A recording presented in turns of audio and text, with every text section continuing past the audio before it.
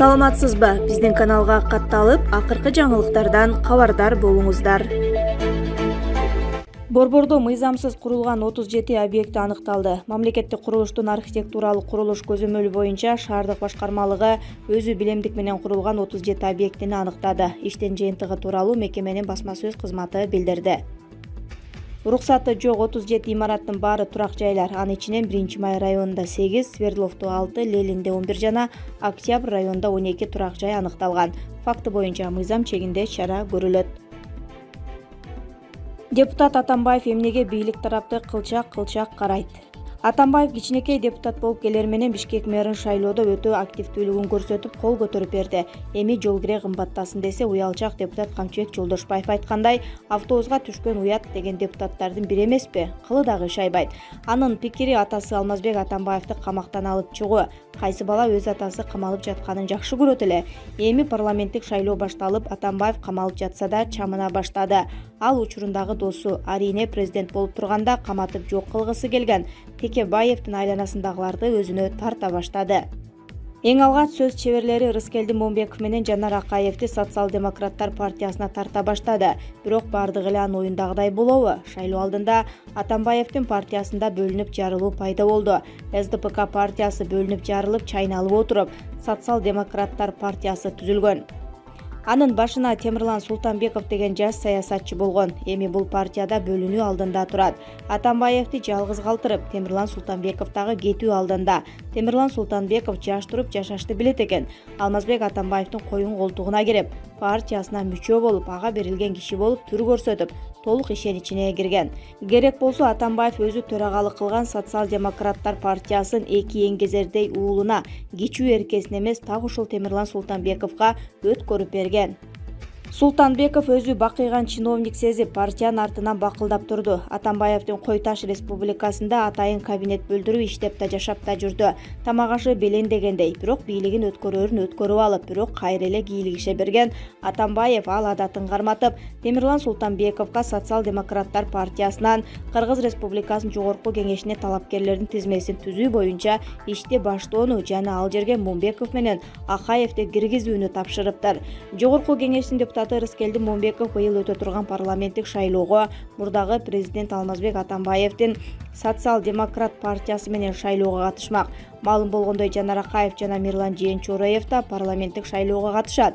Бирок кайсы партия менен катышаары азырынча белгисиз.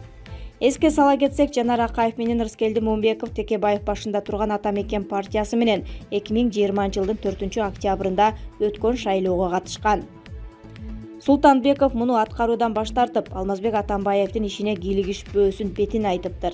Эгерде Атамбаев болбой эле өзүнүкүн кыстай берсе, Султанбеков партиянын катарын таштап башка партиялар менен шайлоого катышууга даяр экен. Алгу ал, Атамбаевдин өз балдары деле ичара тынч эмес дейт. Кадыр менен Сейит атасынын акчасын талашып, кызыл чеке болуп атышыптыр. Шайлоо баштала электе эле ушинтип атышат. Минтип отурса шайлоого жетпей, быт чыты чыгат окшойт бул партиянын. Атамбаев президент болгон, бирок мансабына таянып, аны ушул балашкалары, сапарушкалары өз жакындары сатып кеткен. Атамбаев 2007-жылы апрелде өкмөт башына келет. Эң биринчи Текебаевди кекиртектеп, апрелде алар уюштурган митингдин акесин таанытап, текелер Мияса комбинатка койду баштап барып, аларды ажалга түртүп, өздөрү секирип кетет деп оппозициясын баш жагын чыгарып, өзү уу ичип 8 айга жеткен. 8 айдан соң СДПКны парламентке өткөзүп, өзү талаада калып, 2009-жылы президенттик жарышка чыгат. Түштүктө эл кыдырып жүрүп, президентке талапкер болсо дагы ичкиликтен кол үзбөй элге уят болгон. Бул тууралуу жакын шакирттери китепке жазып чыгышкан. 2016-жылы 31-августта аны бийликке алып келишкен жакын адамдарына каарын чыгарып, балашкаларга жакшы көрүнгөн. Ошол балашкалар аны сатып кетсе да, эми аларга жабышып жатат. Ал ош жаңжалын баштаган Кадыржан Батыровду ал кездеги мамлекет башчысы Роза Отунбаевага кирип, колдоо көрсөткүсү келет. Атамбаев Кадыржан Батыровго телефон чалып, 2-3 адамды өлтүртүп койсоңор эч нерсе болбойт, баштагыла деп айткан. Бул тууралуу белгилүү укук коргоочу, укук таануучу Качкын Булатов кайра какшап жатат. Атамбаев Кадыржан Батыровго телефон чалып 2-3 адамды өлтүртүп койсоңор эч нерсе болбойт баштагыла деп айткан дейт ал. Бийлик тарап бош жаңжалын кайра карап чыгуу үчүн көрсөтмө берген. Азыр эмнегедир 2010-жылдагы июнь куугалаң үчүн Текебаевди жоопко тартыш керек деген маселе көтөргөндөр бар. Негизи каргашалуу ал окуя үчүн кимдер жоопкерчиликке тартылышы керек? 2010-жылдагы түштүк куугалаң үчүн Текебаевди жоопкерчиликке тартыш керек деген анча туура эмес. Анткени Текебаев ал мезгилде маанилүү постто турган эмес. Чынында 2010-жылдагы окуя үчүн жоопкерчиликти Атамбаев алышы керек. Себеби Атамбаев Кадыржан Батыровго телефон чалып 2-3 адамды өлтүртүп койсоңор эч нерсе болбойт баштагыла деп айтканы бар.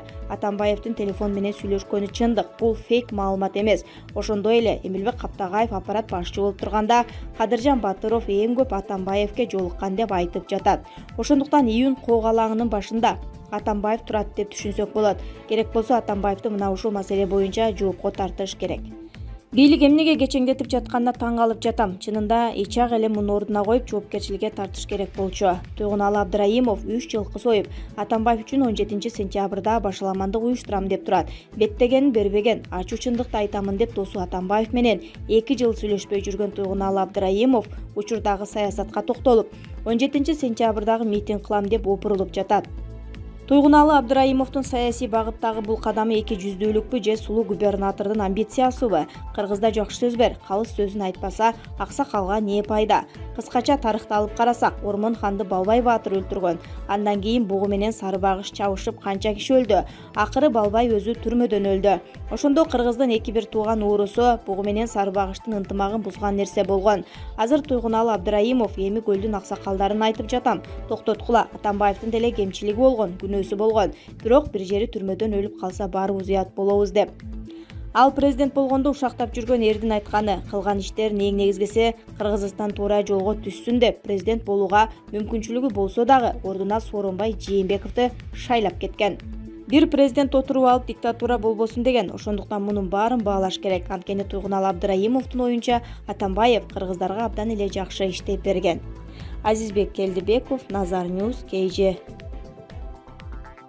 Артем Новиковго улук лейтенант аскердик наамы ыйгарылды.